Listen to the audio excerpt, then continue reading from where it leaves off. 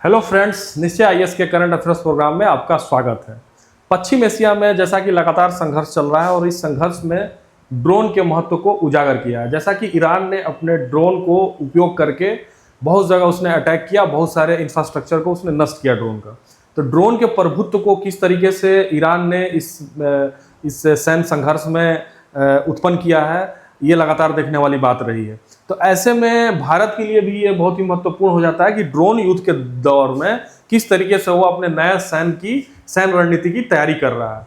तो इन सारे टॉपिक्स में इस टॉपिक में हम यही समझने की कोशिश करेंगे कि ड्रोन युद्ध के दौर में भारत की नई सैन्य रणनीति की तैयारी क्या है और किस तरीके से ड्रोन टेक्नोलॉजी में आगे बढ़ने की वो कोशिश कर रहा है। तो कृपया बने रहिएगा शुरू से अंत तक। देखिए, सबसे पहले जैसे कि मैंने बताया कि पश्चिम एशिया में जो संघर्ष चल रहा है उसमें उसने जो है ड्रोन मिसाइल तकनीकों को के बारे में और उन्नत तकनीकों के प्रभुत्व के बारे में लगातार इस महत्व को उजागर किया है। तो ऐसे में प्रश्न जरूर उठता है कि भारत का इसमें क्या है सैन्य रणनीति और क्यों जो है इस तरीके से आगे बढ़ेगा। और साथ ही साथ यह भी सवाल उठता है कि इस बदलती जो सैन्य का या सैन्य टकराव का जो पद्धति है उसमें किस तरीके से जो है अपनी रणनीति के में बदलाव आ रहा है। तो जैसा कि आधुनिक युद्ध की विशेषता है कि कम लागत वाली लेकिन उच्च प्रभाव वाली तकनीकों का बढ़ता उपयोग। जो आधुनिक जो युद्ध हो रहा है अभी उसमें जो है कम लागत वाली चीजों को यानी जैसे मानव रहित हवाई वाहन, इसको कहा जाता है ड्रोन टेक्नोलॉजी को ही मानव रहित हवाई वाहन। उसके अलावा लोइटरिंग म्यूनिशन और स्वार्म ड्रोन और लंबी दूरी की सटीक प्रणालियां। तो इन सारे प्रणालियों का प्रयोग करके जो मॉडर्न वार है, जैसा कि अभी देखा जा रहा है पश्चिम एशिया में जो संघर्ष चल रहा है उसमें जो है ड्रोन का प्रयोग किया जा रहा है। तो इन सारे चीज़ों में सबसे बड़ी इसकी खासियत ये होती है कि यह कम लागत वाली होती है। उसी तरह जिसे इसमें होता है कि सैकड़ों ड्रोन को एक साथ समन्वित हमले में तैनात करना एक उत्पन्न गंभीर खतरा को दर्शाता है। और साथ ही साथ सबसे उन्नत वायु रक्षा प्रणालियां भी इतनी बड़ी संख्या में जब एक ही साथ ड्रोन का अटैक होगा तो चाहे जितना आपका जो है एयर डिफेंस मजबूत हो, एयर डिफेंस मिसाइल सिस्टम चाहे जितना आपका मजबूत हो, लेकिन जब बड़ी संख्या में जब एक ही साथ हजारों की संख्या में सैकड़ों की संख्या में ड्रोन का अटैक होता है तो वो कहीं ना कहीं हर ड्रोन का वो टारगेट करके नष्ट नहीं कर पाता है। तो यही जो है इससे उत्पन्न खतरा हो रहा है और यह देखना पड़ता है कि इस हमलों में कितने तरह का अवरोधन क्षमता और पुनः लोडिंग की सीमाएं कितनी हैं। और भारत का जो इस तरह से ड्रोन प्रतिरोधी सिद्धांत है अभी जो है संक्रमणकालीन दौर में है। अभी संक्रमणकालीन दौर में चल रहा है और इसमें देखा भी जाता है अभी जब इंडिया पाकिस्तान से युद्ध जब बीच में छोटा मोटा युद्ध जब लड़ा गया तो पाकिस्तान भी इस तरह का ड्रोन टेक्नोलॉजी का वो यूज कर रहा था, ड्रोन हमारी तरफ मार रहा था, लेकिन हमारी एयर डिफेंस सिस्टम इतनी मजबूत है कि उसके सारे ड्रोनों को नष्ट कर दिया। इवन हमारे जो मिसाइल थे वहां जाकर उसको मारे भी। ये सारी चीजें हुई, लेकिन जो मॉडर्न जो अभी युद्ध लड़ा जा रहा है खासकर अभी पश्चिमी एशिया में या हमने भी देखा तो ड्रोन के महत्व को उजागर किया। तो ऐसे में हमने देखा भी इसमें कि जो सैन्य रणनीति बदल रही है देशों की, तो ऐसे में भारत की सैन्य रणनीति क्या तैयारी है, ड्रोन की क्या रणनीति बना रहा है ड्रोन को विकास करने के लिए। क्योंकि भारत का क्या है कि अभी ड्रोन का जो विकास है, ड्रोन के क्षेत्र में जो विकास है संक्रमण के दौर से गुजर रहा है और ड्रोन के महत्व को देखते हुए भारत इसमें पर्याप्त जो है प्रयास कर रहा है कि हम ड्रोन, चूंकि एक तो सस्ता होता है और इस सस्ते टेक्नोलॉजी से हम बहुत तेजी से लोगों पर अटैक कर सकते हैं। ठीक है, अब देखिए जैसे जो संकेत इससे मिला है, रूस यूक्रेन युद्ध ने भी दिखाया कि कम लागत वाले ड्रोन महंगे बंदरवक्त प्लेटफॉर्म को नष्ट कर सकते हैं।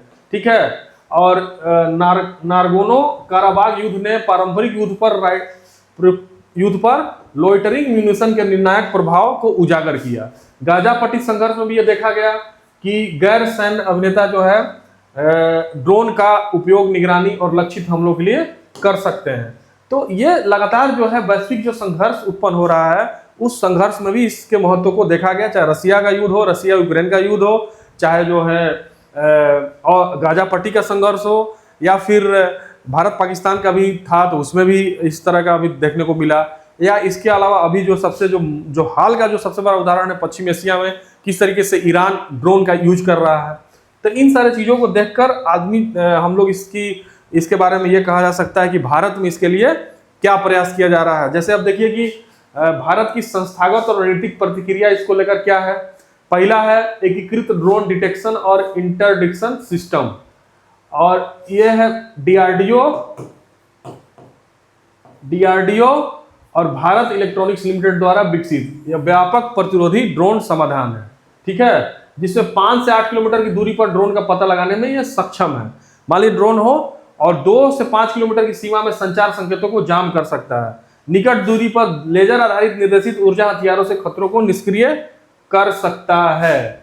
ये इस तरह का भारत ने जो है एकीकृत ड्रोन डिटेक्शन सिस्टम बनाया है कि ड्रोन से अगर अटैक होता है हमारे पास तो हम किस तरीके से इस पे उसको डिटेक्ट करेंगे और किस तरीके से जो है उसको हम पता लगा के नष्ट कर सकते हैं।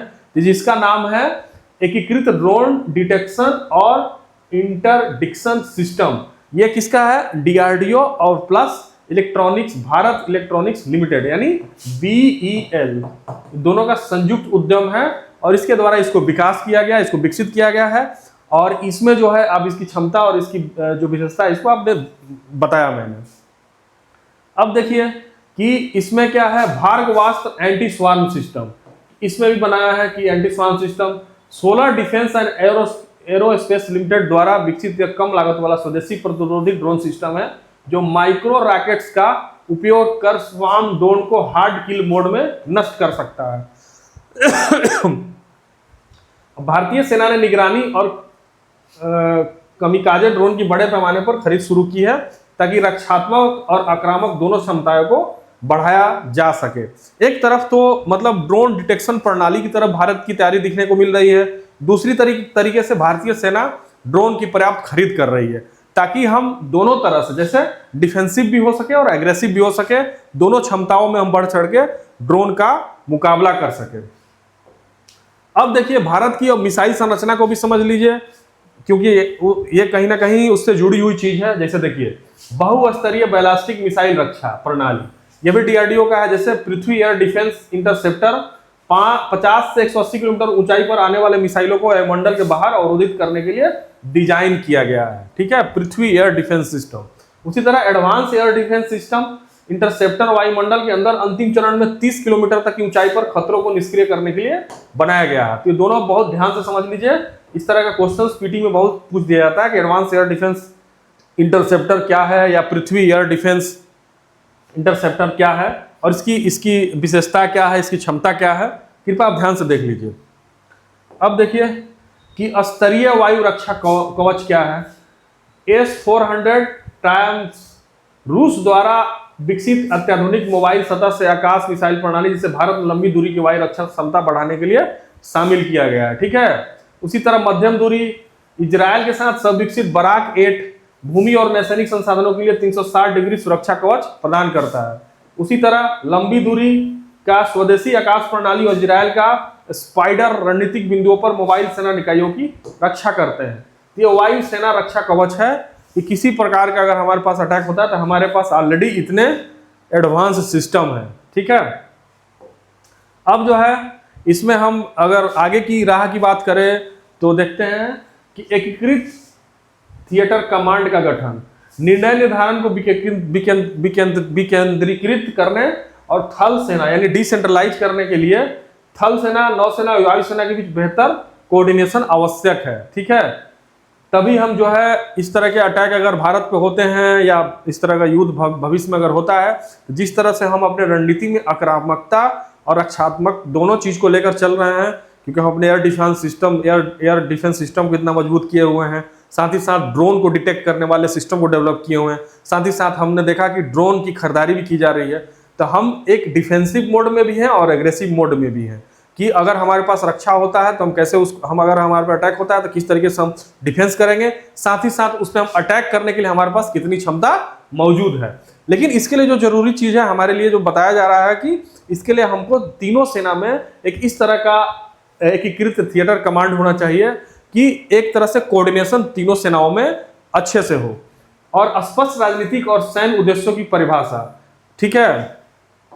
और स्वदेशी विकास जैसे ड्रोन, प्रतिरोधी ड्रोन प्रणाली और महत्वपूर्ण रक्षा तकनीकों का स्वदेशी विकास अनिवार्य है। उसी तरह दीर्घकालिक संघर्ष की संभावना अगर हो तो समकालीन संघर्ष संकेत देते हैं कि युद्ध छोटे और निर्णायक होकर लंबे समय तक चल सकते हैं। और इसके अलावा सतत लॉजिस्टिक संसाधन का एकत्रण भी जरूरी है।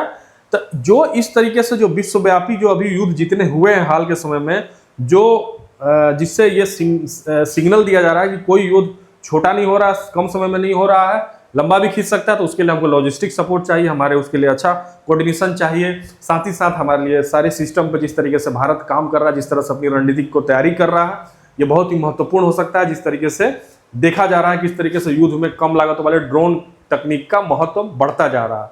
तो एक तरफ भारत ड्रोन की खरीदारी कर रहा है, साथ ही साथ अपने एयर डिफेंस सिस्टम और ड्रोन डिटेक्शन सिस्टम को बहुत मजबूत कर रहा है। तो हमने इस टॉपिक में यही समझने की कोशिश की कि भारत का रक्षात्मक और डिफेंसिव तो है ही है अपना मॉडल, साथ ही साथ किस तरह से एग्रेसिव होकर चीज़ों को नष्ट करे या अटैक करे या उस तरह से आकाश में ही खत्म कर दें। तो इन दोनों मॉडलों को हमने समझने की कोशिश किया। आशा है यह टॉपिक आपको अच्छे से समझ में आई होगी। मिलते हैं आपको नेक्स्ट टॉपिक में। कृपया चैनल को जो है लाइक और सब्सक्राइब करना ना भूलें, और आपको अगर ये डिस्कशन या लेक्चर पसंद आई हो तो लाइक करना और कमेंट करना ना भूलें। और चैनल को अब तक आपने अगर सब्सक्राइब नहीं किया तो सब्सक्राइब भी कर लें। Thank you so much. मिलते हैं नेक्स्ट टॉपिक में। धन्यवाद।